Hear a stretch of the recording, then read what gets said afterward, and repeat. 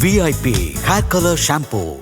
Hair ka natural color, pakka. Sir, the Indian economy has suffered from 3 self-inflicted wounds and 1 external factor. The 3 self-inflicted wounds are demonetization, a faulty implementation of the GST, and an unplanned lockdown without any safety net for all those who suffered. The external factor which has just come upon us right now is, of course, the war situation in Ukraine, between Ukraine and Russia. All this affects the Indian economy. But this government is blind to that because they are riding a boastful tide which is whipped up by a tornado of sentiments which is far divorced from reality. 67% of all MSMEs, which is really the backbone of the Indian industry, have suffered during the lockdown. 50% of them have had a drop of minimum of 25% of revenue.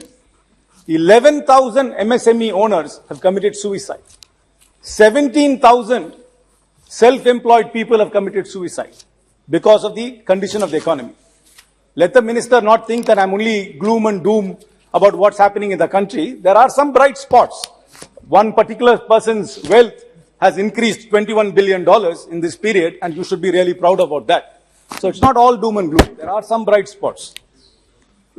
Only few. So nothing is being done for the MSME sector.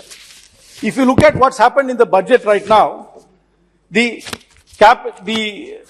credit-linked capital subsidy scheme has not been allotted any funds.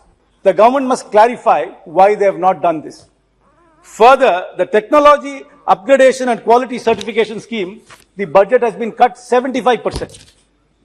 And the insolvency code benefits are not given to proprietorships, only to corporates and other businesses. So the benefit which would have come to them has not been given to them. So this government is a tremendously MSME unfriendly government. So I'll give you examples of 3 other sectors of what's happening. The textile sector is a very important sector in India. They have a scheme called the PLI scheme, Production Linked Incentive Scheme. That scheme, the benefit is given for the end product, but not for the intermediary products which come along the way. And you need to have a 50% increase in revenue or turnover every year in order to get the benefit of that. This is an unrealistic target. This is almost as unrealistic as a 10-minute grocery delivery which somebody else is announcing right now. So these are all completely MSME unfriendly policies which this government is following. Sir, in the plantation sector, even the standing committee has said that the allocation is below par. Every trade organization, right from UPASI, has said that the allocation to the plantation sector is low. You would appreciate it. You come from a state which has got lots of plantation sectors there. And they are going to force people, the small plantation grower, to move out of this sector. The benefits which agriculture gets is not given to the plantation sector, and it is incumbent upon the government to explain why plantation is different from agriculture, because there are many small plantation owners who don't get the benefit of the schemes which are available to small farmers. The other sector which I'd like to bring your attention to, which my colleague Mr. Pinaki Misra actually alluded to, the intellectual property framework in India is seriously lacking. The number of patents filed in India compared to China or America, and the methodology of filing patents and the security of patents is not of global standards. The government must really pay attention to this. If we really want this country to become a leader in technology and innovation, our patent management systems must become world class, and they should pay attention to that. Sir, this government is known for its boastful claims. What did this government claim when it announced the Made in India scheme? That 25% of the Indian GDP will be made up from manufacturing in India. But what is the reality? In the year 2015-16, it was 17%. 2016-17, it was 16%.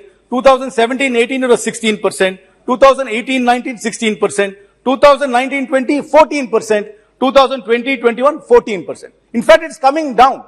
Contrary to what they say of increasing it to 25% of GDP, the ratio of manufacturing as part of our GDP is coming down. So this is another boastful claim. Yet another boastful claim was that we'll become a $5 trillion economy. But what is the size of the economy now? It is $2.7 trillion. And their target is to reach $5 trillion by 24-25. Do they have a path to reach this target in 2 years' time? I think not. The other thing is when the Prime Minister in his initial run in 2014 claimed that the strength of the Indian rupee is something which the government is going to really focus on. But what is the situation now?